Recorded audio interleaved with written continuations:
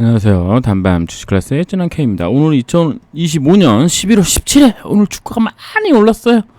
네, 그런 가운데 이웅렬 회장 고등법원 최후 변론이 있었고요. 코롱생명과 김선진 대표 퇴진설이 있었습니다. 네, 매번 드리는 말씀이지만 투자에 참고만 하시고요. 모든 투자 책임은 여러분이겠습니다. 구독과 좋아요, 댓글, 알람 설정, 영상 제작에 큰 도움이 됩니다. 오늘 이제 뭐 김선진 대표 퇴진설이 있다는 내용의 청년 의사 저기가 나왔는데, 이게 제목부터가 저는 이제 마음에 안 들죠. 왜냐면 TGC 개발 핵심, 이분 한 거 아무것도 없습니다. 아무것도 없어요. 아무것도 한 거 없습니다. 뭘 했냐? 그냥 사회이사였어요. 사회이사. 언제? 그 2020년에 FDA 3상이 재개되기 2개월 전에 사회이사였나 뭐 그랬을 거예요 아마.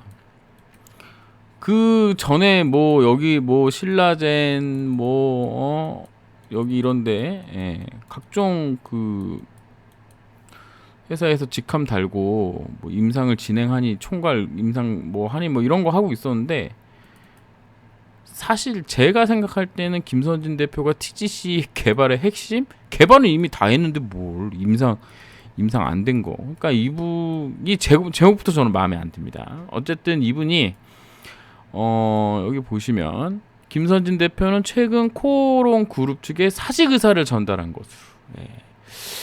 제가 뭐 들은 썰들을 싹 다 종합하면 뭐 내용이 있기는 한데, 영상을 꾸준히 들으셨던 분들은 제가 이야기를 하면 아마 아실 거예요. 김선진 대표 사이 TGC KRS 파이프라인을 총괄해온 코오롱생명과 코오롱제약 신약 책임자가 물러날 수 있다는 업계에서, 여러분들 기억하실지는 모르겠지만 그 사장단 회의인가 뭐 컨퍼런스라고 해야 되나요? 요거 하고 뒤풀이, 사장들끼리 이제 뒤풀이를 한 거죠.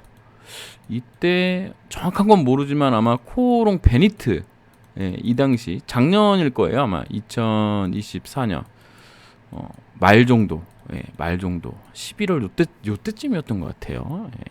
코오롱 베니트 사장에게 오늘 술 잘 먹었어. 오늘 정말 으쌰으쌰 해봅시다. 그룹이 휘청휘청하니 우리가 으쌰으쌰 해봅시다.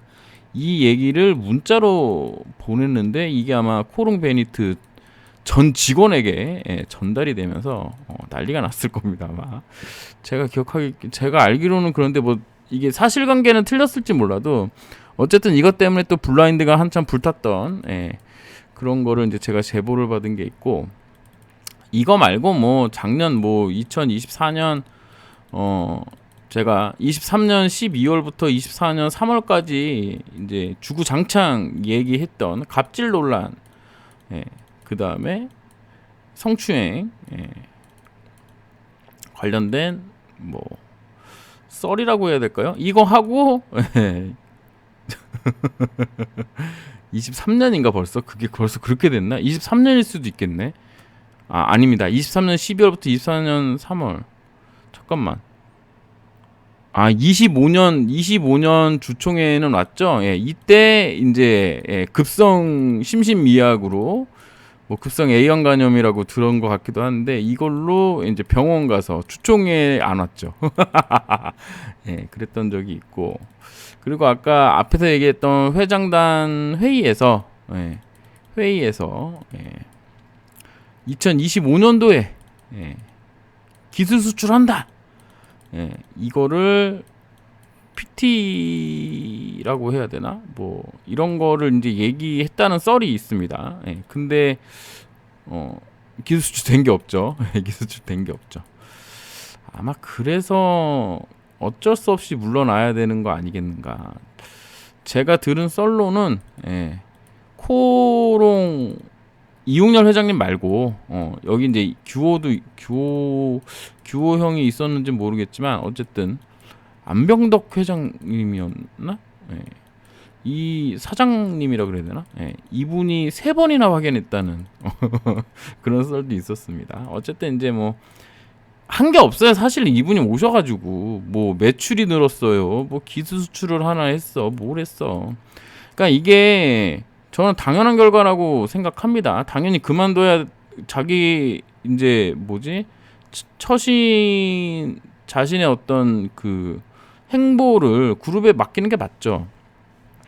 왜냐면 2024년도 3월에 이 1월부터 3월 사이에 제가 이제 한참 지랄 떨 때 이분이 회사에 얘기한 게 있어요. 중국과의 애로가 거의 다 됐는데 유튜버 하나 때문에 안 되게 생겼다 이런 얘기를 자기가 했거든. 그러면 지금 2조, 1조, 2조짜리를 하는 계약권을 가지고 제가 뭐라고. 그리고 이게 더 웃긴 게 제가 나 그럼 발표 안 하겠다. 관련 의혹 내용 발표 안 하겠다. 그랬음에도 불구하고 이거 뭐 안 된 거예요, 중국애로. 예. 이게 그 뭐죠? 월급쟁이 사장이잖아요. 한마디로 따지면 월급쟁이 사장이 회사에 이득이 되는 일을 해야지 다음에 연임이 되고 뭐 이런 거지.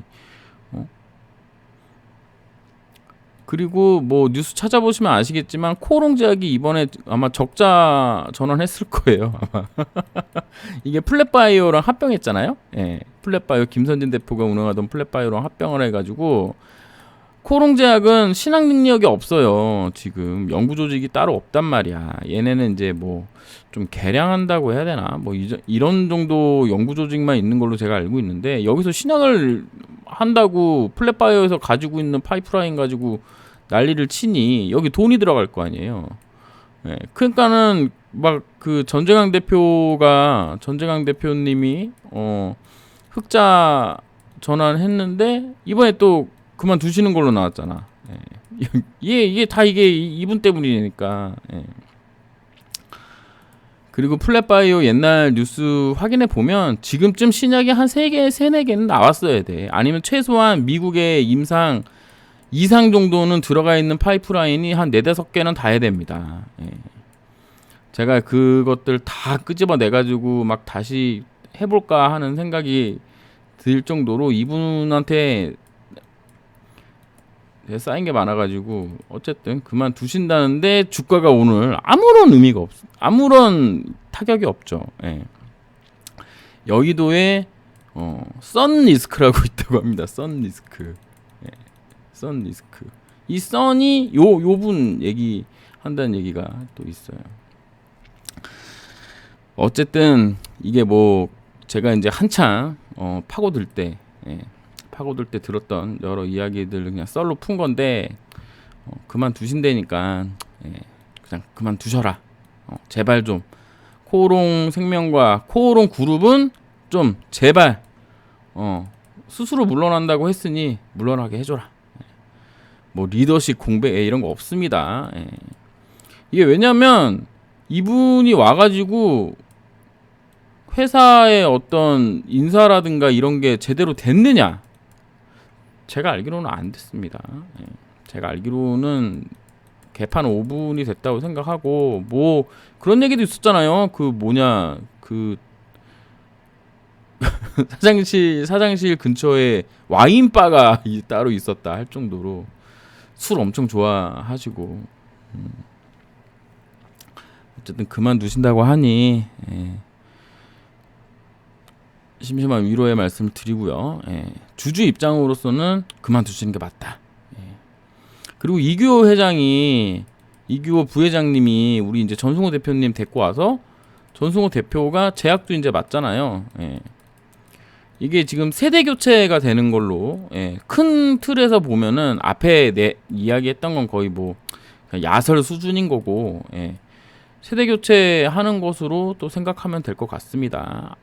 이웅렬 회장이 뭐 꽂아 넣었다고 할 만한 분이 이제 이규호와는 이제 작별하는 그래서 이제 그룹 전반이 세대 교체되는 중이다라고 생각하시면 될 것 같아요. 회사 입장이 확인된 바 없다라고 했는데 우리 코오롱생명과학의 기본 원칙은 모든 건 확인된 바 없어요. 확인된 바 없는 게 원칙이고 만약에 진짜 핵심 인재면 말이 안 되잖아요. 핵심 인재면 어떻게 내보냅니까? 이분이 뭔가 엄청난 일들을 그동안 해냈다면. 예. 뭐 미국 출장 갈 때마다 막 그 얘기 나왔던 거 뭐 예전에 제가 얘기 영상에 올렸었는지는 모르겠지만 뭐 그룹 내 안에서도 뭐 말이 많았거든요, 사실은. 네, 안녕히 가시면 좋겠습니다. 그리고 이규호 부회장 입장에서는 지금 TGC 성과 나는 게 되게 중요하고 지금 되게 중요한 순간이거든요. 그러니까 당연히 해야 된다고 보시면 되겠습니다. 이 뉴스는 11월 15일 날 나온 뉴스고요. 이규호 부회장 그룹 바이오 산업의 컨트롤 타워 역할을 강화하고 있다. 이런 차원에서도 충분히 있을 수 있는 일이다라고 보고 있습니다. 물론 뭐 제가 이렇게 얘기한다고 뭐 김선진 대표가 나가는 게 확정되는 건 아니기 때문에 뭐 끝까지 봐야 되겠죠. 하지만 이우석 대표님 나가실 때도 특별하게 뭐 징조는 없었는데 갑자기 또 나가시고 그래가지고 뭐 일단 끝까지는 확인해봐야 되는 부분입니다. 결론은 뭐냐면 김선진 대표가 나간다고 주가에는 아무런 영향이 없다. 그겁니다. 그래서 뭐 TGC 성과가 4세 리더십의 핵심 평가고 지분이 0%인데 TGC 상업화 성공이 승계 정당성을 입증할 대표 과제. 아버지께서 뿌린 씨앗을 아버지께서 잘 키워서 열매 맺기 직전에 문제 터져가지고 시들어지고 있던 걸 다시 살려낸다. 이런 개념으로 보는 거겠죠. 그렇게 간단하게 보시면 됩니다. 그리고 오늘 이제 11월 17일 날 오늘이죠. 2시에 마지막 최후 변론이 있는 날이었습니다. 그래서 제가 갔다 왔고요. 이번 재판이 5번째 재판이고요. 4회차 재판 제가 이제 안 갔는데 이거는 이제 차명계좌권 하는 날이었는데 아마 요 4회차 재판, 그러니까 3회차에서 4회차 재판하는 동안에 이메일이 좀 오고 가면서 아마 검찰 측에서 칼씨, 뭐 토드, 테드 뭐 이런 분들의 이메일을 좀 증거로 쓸 수 있게 해보자. 뭐 이렇게 이야기를 했던 것 같아요. 그래서 뭐 정확한 구체적인 내용은 제가 알 수는 없는데 1심에서 증거 채택이 안 됐던 거였는지 아니면 된 건데 2심에서 다시 본 건지는 모르겠지만 어쨌든 판사님께서 요 이야기를 또 구체적으로 하셨기 때문에 이메일 관한 증거 판단을 잘 해보겠다라는 말씀을 하셨거든요. 그러니까 요게 이제 어떤 이메일인지 제가 알 수가 없어서 과연 이게 이제 재판 결과에 영향을 미칠 것이냐, 이 부분은 좀 물음표다. 근데 그 이 칼씨랑 토드 테드 이분들이 칼씨 뭐 토드 테드는 이름이 정확하지 않습니다. 그냥 칼씨만 기억이 나는 거예요. 그냥 토드 테드는 제가 갖다 붙이는 거고 이분들이 그 연골세포가 아니다는 거를 알고 이범섭한테 이야기를 하고 그 다음에 이우석한테 이야기를 하고 이우석이 이범섭한테 다시 확인을 하고 뭐 요런 과정이 있었거든요. 그러니까 이우석 대표는 무슨 얘기 하는지 몰라서 이범섭 대표한테 물어봤고 이범섭 대표는 뭐 아무 일 아니니까 걱정하지 말라고 얘기했고 이범섭 대표는 김수정 박사님한테 실험 결과를 확인하라고 했고 노문정 대표는 PCR 검사를 또 다시 했고 이 두 결과가 연골세포로 나왔고 그래서 이분들은 노문정과 이범섭은 연골세포로 알고 있고 칼씨는 얘가 이제 이 CMC 관련된 부서의 장이었는데 커뮤니케이션이 조금 이렇게 좀 폐쇄적인 사람이었던 것 같아요. 그러니까 팀 내에 나왔던 모든 이야기는 칼씨를 통해서 범섭이나 노문정, 뭐 이우석 대표 혹은 다른 부서의 장들한테 나가도록 해서 토드가 직접 이범섭이나 뭐 노문정한테, 테드가 노문정한테 바로 직보하는 형태가 아닌 모든 걸 다 자기가 이제 그 자기를 통해서만 다른 부서로 정보 이동을 시켜놨기 때문에 여기서 문제가 있었던 것 같아요. 여기서 중요한 건 이 칼씨 이분이 위조 경력에 위조 경력으로 입사하신 분이어가지고 이분이 약간 문제가 있었던 거죠. 그러니까 정확하게 따지면. 그리고 이 세 명은 연골세포가 아니다라는 거를 어차피 2017년도 논문에 그 론자의 보고서에서 봤기 때문에 이 토드, 테드, 칼씨가 서로 야 이거 큰 문제가 될 수도 있다. 나는 분명히 이게 문제가 된다고 너한테 보고한 거 잊지 말아라. 나 이거 저장해놨다. 요런 식으로 서로 얘기한 부분이 있는데 중요한 건 이 칼씨가 이우석 대표, 이범석 대표한테 한 번 문제 제기를 하고 노문정, 이범석 이분들이 뭐 이런 PCR 검사니 김정 박사님한테 그 실험이니 뭐 이런 거 시키고 난 이후로는 한 번도 문제 삼지 않았다는 게 한 번도 문제 삼지를 않았습니다. 그리고 이분이 이거 위조한 걸로 뭐라 그래야 되죠? 회사 그만뒀잖아요. 회사 그만두면서 스톡 옵션이 있었는데 스톡 옵션을 다 포기하고 나갔거든요. 그리고 나서 2019년도 사태 터지니까 이 칼씨가 이제 완전 회사 측에 불리한 증언만 검사들한테 했을 거 아니에요. 아마 그런 내용들이 새롭게 증거로 채택된 게 아니겠느냐 이런 생각을 해봅니다. 복잡하게 얘기했지만 그냥 그렇다 보시면 되겠습니다. 뭐 어차피 뭐 제가 판단하는 것도 아니고 재판부에서 알아서 판단하실 거고 이 재판장님이 되게 멋있게 재판 진행을 했고 오늘 되게 막 끝나는데 박수 치고 싶을 정도로 되게 멋지게 끝내서 저는 좀 존경스럽다라는 말씀을 드리는데 갔더니 또 이런 얘기해야 돼. 검사가 공소장을 수정 요청했대요. 이게 요즘 한참 막 내란 때문에 검찰하고 뭐 재판 모습이 이제 자주 이제 유튜브 영상에 이제 뜨는데 영상 뭐라죠? 재판 내용들이 이제 막 나오잖아요. 뭐 판사님이 묻고 검사가 답하고 뭐 이런 것들이 나오는데 그걸 제가 이제 그동안 이제 현장 직관했던 거랑 이렇게 보는데 공소장 수정 이런 게 되게 사실은 검사 측에는 좀 불리한 거 아닌가라는 생각을 했거든요. 그래서 이번에 이 공소장 수정 요청을 해가지고 어디선가 내란 재판에서도 무슨 공소장 수정을 재판장님이 직접 요청해가지고 했다는 얘기를 들은 게 있어가지고 갑자기 이런 얘기가 나왔는데 그러니까는 이게 미필적 고의로 인한 사기로 바꿔달라고 했나봐요. 그러니까 정확한 용어는 안 썼는데 그러니까 확정적 인식이라고 하는데 이게 뭐냐면 제가 이해하기로는 고의가 있어야 됩니다. 이게 형사는 고의가 있어야 돼요. 예를 들어서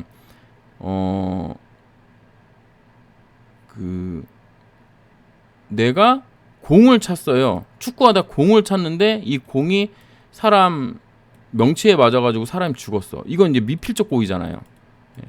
근데 내가 저 새끼를 죽일 마음으로 칼로 찔렀어. 이건 확정적 고의거든요.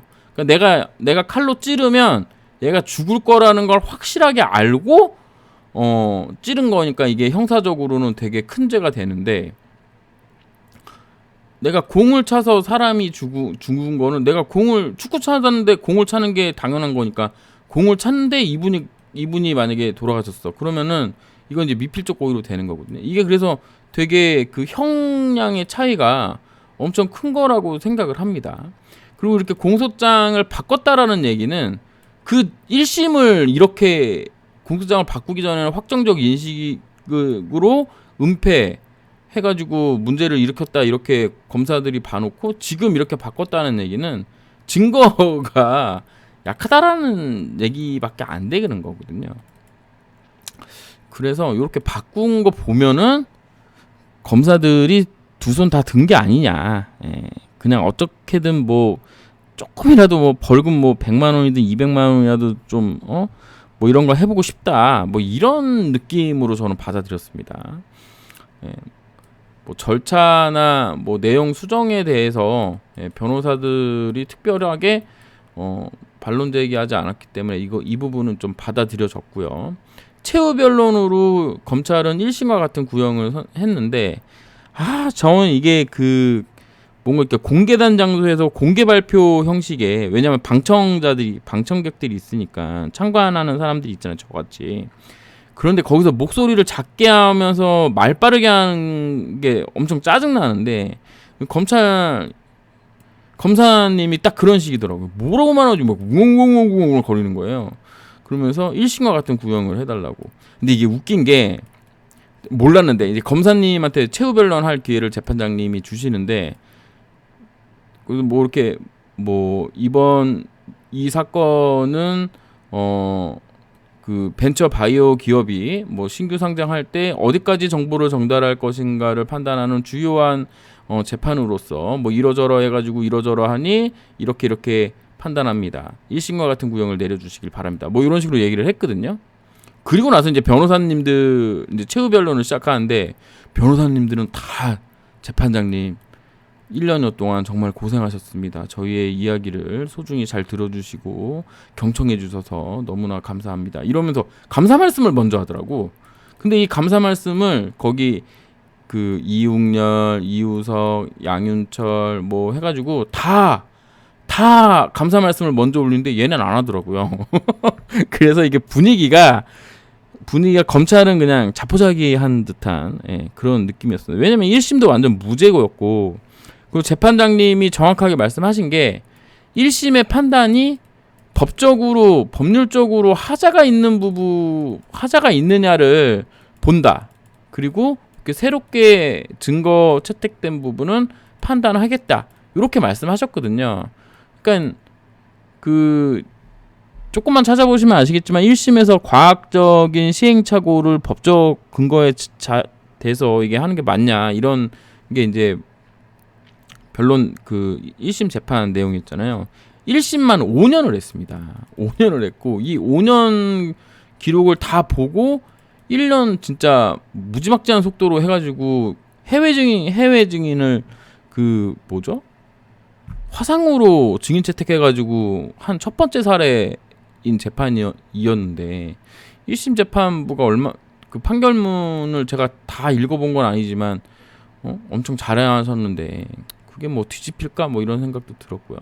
우리 이제 변호사님들의 주요한 논점은, 처음에는 2019년도 4월 터지고 뭐 세포를 바꿔치기 했다, 암세포를 투여했다, 이런 걸로 수사를 시작했는데 결국에는 이거랑은 아무 상관없이 CH가 CH를 알고서도 속였다, CH가 있음에도 사기 상장했다, 그러니까 배임이다, 이런 걸로 칼시나 미쓰비시 다 코롱 그룹과는 별로 상대가 안 좋은 사람들의 증언들만 짜집게 해서 시나리오 세워서 기소한 거 아니냐, 요렇게 이야기를 했습니다. 그래서 1심 형량 관련된 부분을 제가 좀 찾아보려고 했는데 그냥 이것만 찾아봤어요. 이웅렬 회장님이 검찰이 징역 10년 벌금 5천억에 나왔는데, 여기에 무슨 이우석 사장님도 징역 10년에 벌금 2천억, 뭐 5천억, 막 양윤철 전무님도 막 징역 5년에 뭐 벌금 2천억. 이때 우리가 막 제 기억으로는 막 이게 뭐냐 막 이런 얘기 했던 적이 있는데, 이 뉴스 보고는 좀 저는 화가 나더라고요. 아시아경제인데 코오롱 이웅렬 회장 인보사 판결 의미와 시사점 해갖고 AK 라디오에서 했다는데, 허망하고 아쉬운 5년의 시간, 이런 거 내는 거 보면서 이 기자 이 새끼들이 개새끼다라는 생각을 저는 좀 많이 했습니다. 제가 요즘 욕이 많이 들어가지고, 이게 왜냐면 2019년부터 2000 몇 년도까지야, 지금까지도 2019년에서 2020년까지 진짜 완전 거의 1년간을 아무도 다뤄주지 않았습니다, 언론에서. 제가 진짜로 그 전 언론사라 그러면 좀 과장됐고, 하여간에 제가 알고 있는 뭐 청년 의사 약업신문 해가지고 뭐 메디자 들어가는데 다 막 전문 기자들한테 거기 뉴스 막 신문계 다 그 네이버 이메일 주소에다 다 넣고 막 야 이거 잘못됐다, 이거 잘못된 뉴스다, SBS가 잘못하는 거다, 조동찬이가 개소리하는 거다라고 제가 그렇게 다 보내고 막 국회의원들한테 전부 이메일 넣고 했었는데 아무도 바라봐주지 않았거든요. 그래놓고 이제 결과 나오니까 이제 손 하나 얹어가지고 하는 거 보면은 좀 엄청 짜증나더라고요. 예, 어쨌든 그랬다. 예. 그래서 중요한 얘기를 안 했네요. 예, 2026년 2월 5일인가요? 예, 이때가 목요일이라고, 목요일 14시. 예. 나중에 이제 그 올라오면 다시 한번 보여드리겠지만 요때 선고하신다고 하셨습니다. 그러니까 2026년 2월이면 내년이니까요. 예, 내년까지 결론이 난다. 이렇게 보시면 되겠습니다. 그래서 오늘 이제 기술적 분석을 한번 또 잠깐 보도록 하겠습니다. 지금 보시는 차트는 코오롱입니다. 코오롱이고요. 코오롱은 지금 요 자리랑 요 자리랑 중요한데 47,650원 요 자리가 중요한데 여기를 좀 지지하는 모습이죠. 고기 밑에 45,550원도 중요한 자리인데 지지하는 모습입니다. 제가 누누이 말씀드리지만 60하고 20 볼린저 밴드, 이평선 정배열 구간에 일목균형표상 구름대를 지금 넘긴 상황이고요. 그래서 올라갈 차트 다 만들었고 후행 스팬도 주가 위에 있고, 그럼 그 다음 목표점은 지금 제 생각으로는 여기 54,300원 하고 여기입니다. 65,500원짜리. 그러면 이제 전고점 넘겨서 가는 거라고 보시면 되고, 월봉으로 생각했을 때 65,500원짜리 정도 간다 그러면 이제 이쪽 구간에 들어오는 겁니다. 월봉으로 7월 달에 여기 물량을 일정 부분 소화했다고 생각하면 결국에는 이 전고점 83,900원짜리를 한번 보러 갈 수 있는 모습은 지금 현재 만들어 놨습니다. 월봉상으로 39,300원 이 자리를 깨지 않는 이상 계속 살아있는 흐름이고, 월봉상으로 여기 51,800원을 뛰어넘으면 이런 식의 N자 파동으로 갈 수 있는 그런 흐름으로 되어 있기 때문에 지금은 강세 마인드로 생각을 하시고, 6만 원이 넘어가는 구간에서는 가지고 계신 분들이라면 일부 매도해서 가족분들과 소고기 파티를 하시기 바라겠습니다. 뭐 소고기, 제가 아는 가장 비싼 음식이 소고기밖에 없기 때문에 소고기 뭐 딴 거 뭐 랍스타니 뭐 이런 것도 있을 수 있겠네요. 어쨌든 제 기준으로는 이 전고점 라인에 오면 일부 매도하는 게 뭐 10%가 됐든 5%가 됐든 20%가 됐든 30%가 됐든 일부 매도하는 게 주식에 대한 예의라고 저는 생각하고 있기 때문에 이 구간에 오면은 매도를 고려해 보시라는 말씀을 드립니다. 그렇다고 뭐 전체 다 매도하면 큰일 납니다. 나중에 땅 치고 후회할 수도 있으니까, 그러니까 매도해서 내 안에 돼지에게 고만 꿀꿀 거려라 라고 이제 좀 마음의 안식을 주는 거죠. 그리고 코오롱생명과학입니다. 코오롱생명과학도, 코오롱생명과학은 지금 종가상 최고 종가 찍었고요. 그래서 이제 뭐 주의 종목 걸린 거는 뭐 단일 계좌 뭐 이것 때문에 걸린 걸로 알고 있는데요.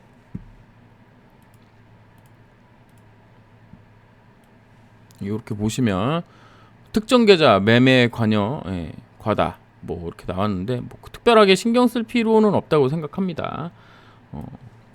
그래서 지금 여기서는 아마 보이지 않을 거고, 얘 같은 경우는 얘도 원래는 일부 매도해도 되는 자리죠 사실은. 근데 우리가 뭐 아시다시피 여기 구간에서 이제 내려온 거니까 5만 원에서 지금 내려와가지고 이렇게 쫙 내려왔잖아요.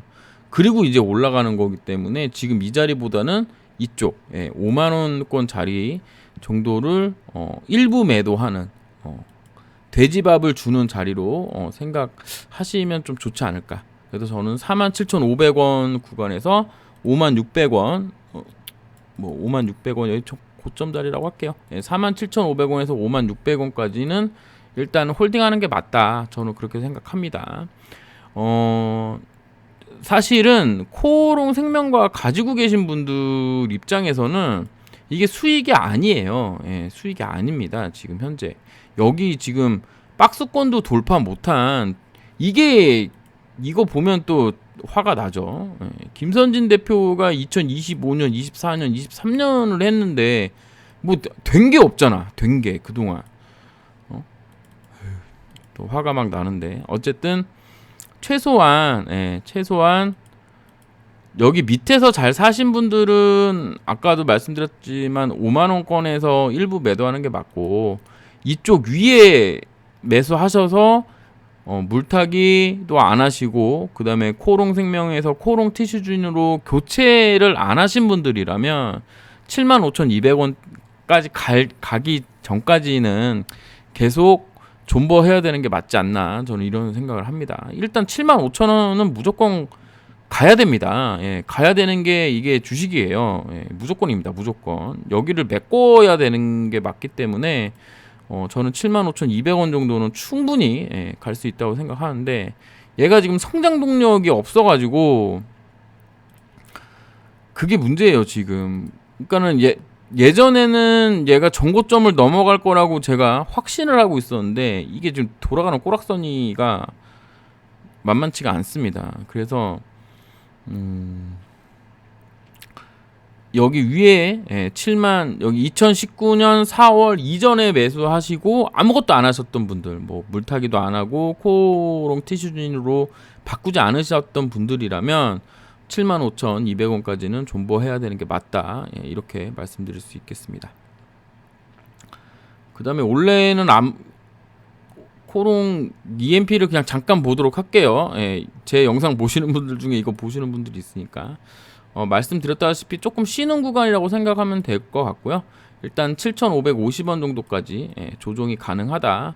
이렇게 보고 진행하시면 되겠습니다. 요거는 이제 조만간 좀 빼야 되지 않을까. 언젠가 안녕을 할 수 있도록 하겠습니다. 그리고 이제 코오롱 티슈진을 보도록 할게요.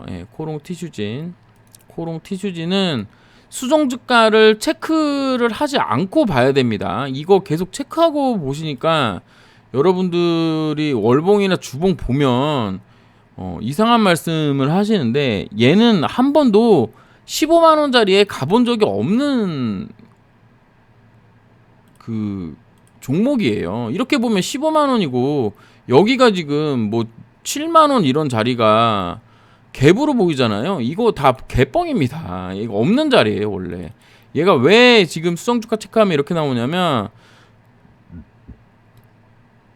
거래정지가 이만큼 되고 여기 왔을 때 신규 상장처럼 200% 이상 상승해서 시작해도 되는 구간이 된단 말이에요. 그러면서 이게 주가가 수정주가가 되면서 이렇게 바뀐 건데 실제로 볼 때는 수정주가로 바꿔서 보면 안 됩니다. 그러니까 결론적으로 말씀드리면 이쪽 편에 있는 주가는 이제 없는 거예요. 사실은 여기서부터 그냥 새로 봐야 되는 겁니다. 여기서부터 원래는 그렇게 보는 게 맞습니다. 이 거래정지 구간이 있기 때문에. 어쨌든 이렇게 보면 지금 이 자리인데 56,500원 일봉상으로 보면 56,600원입니다. 여기 56,600원. 저는 그래서 56,600원 자리에서 제가 지난 영상에서도 말씀드렸다시피 좀 매도한다 그랬는데 한 20% 정도 매도를 하고 생명과학하고 그 다음에 코오롱 우를 일부 좀 매수를 하라고 와이프한테 이야기를 했는지 잘 모르겠네요. 어쨌든 근데 그렇게 됐고 지금 뭐 주봉이나 월봉으로 봐야 되는 게 맞습니다. 주봉이나 월봉으로 봐야 되는데 월봉으로 보는 게 맞겠죠. 그래서 56,500원 지금 갔기 때문에 여기 75,100원도 갈 수 있고요. 그리고 여기 이제 위에 있는 윗꼬리 라인들이 다 이제 그 조금씩이나마 전부 저항 자리가 되는 거예요. 그래서 여기는 하나 뺄까요? 너무 조잡하니까. 이렇게 보면 75,100원, 61,400원, 59,300원, 56,500원 뭐 요런 자리 여기를 돌파할 거냐? 당연히 돌파하겠죠. 당연히 돌파할 거라고 보고 있습니다. 그래서 강세 마인드를 가지고 보는 거 맞고요. 지금 현재 모습은 이 큰 박스권을 돌파하는 흐름이잖아요. 그러니까 만약에 여기서 맞고 이렇게 떨어져서 내려온다면 또 매수할 수 있습니다. 근데 여기 위에서 못 팔았다면 또 버텨내야 되는 겁니다. 이 부분을. 그리고 이렇게 하고 다시 올라가면 좋은데 이렇게 하고 다시 떨어져서 이 박스권 하단에 또 올 수도 있는 거예요. 이 박스권을 아직 정확하게 완벽한 양봉으로 59,300원을 돌파한 건 아니니까. 다만 지금 차트의 모습을 보면 후행 스팬이 여기에 있어서 주가 위에 있고 지금 볼린저 밴드 상에 20하고 60을 전부 돌파한 상황입니다. 그 종가상 신고가예요. 그건 무슨 얘기냐? 나 다 가보겠다라는 거거든요. 그러니까 5일선 지지를 받고 쭉 올라갈런지 11선 지지를 받고 쭉 올라갈런지 21선 조정을 받으면서 쭉 올라갈런지는 모르지만 어쨌든 방향은 우상향 할 수 있는 모습으로 나와져 있다. 이렇게 보시면 되겠습니다. 그러니까 이게 그 차트만 보는 게 아니라 코오롱 티슈진, 코오롱 생명과학 같은 경우는 제가 진짜 오랫동안 봐왔기 때문에 사실은 다른 종목이라 그러면 겁나죠. 이게 위로 간다고 막 자신 있게 얘기하기 어려운데 얘는 그래야만 다른 종목보다 제가 좀 많이 알고 있기 때문에 얘는 지금 우상향하는 차트로 변경이 됐고 조정을 하더라도 쫄 필요 없이 매수로 대응하는 게 맞다. 그럼 목표가는 어디냐? 그걸 제가 어떻게 알아요? 그건 몰라요. 다만 내년 3월 혹은 내년 6월, 내년 3월에는 뭐 일단 임상 끝나는 부분이 있고 내년 2월에 또 뭐 아까 봤던 것처럼 웅렬형 또 2심 선고 뭐 이런 게 있으니까 이젠 진짜로 잘 버텨야 됩니다. 올라갈 때 버티는 게 사실은 떨어질 때 버티는 것보다 더 어려워요. 그러니까 자신만의 어떤 수익률 뭐 이런 거 생각하시면서 천천히 잘 보시는 게 맞다. 요런 말씀을 드립니다. 그러니까 지금은 강세 마인드 하지만 정고점 뭐 월봉상으로 아까 봤을 때 뭐 75,000원을 가령 넘긴다. 예를 들어서 이런 데서는 역사적 고점이니까 기념으로다가 한두 두주 뭐 한 4인 가족으로 한 4주 정도 팔아서 4주 정도 팔아서 그 돈 가지고 밥 먹으면 되잖아요. 그래서 티슈진 가지고 계신 분들은 진짜 웬만하면 수익이고 정말 저랑 함께 잘 지내셨던 분들이라면 엄청난 수익을 내셨을 거라고 생각합니다. 모두 축하드리고 나중에 돈 많이 버시면 저한테 후원도 해주시고 그랬으면 하는 바람이 있습니다. 오늘 여기까지 하고 영상 마치도록 하겠습니다. 감사합니다. 진남 K였습니다.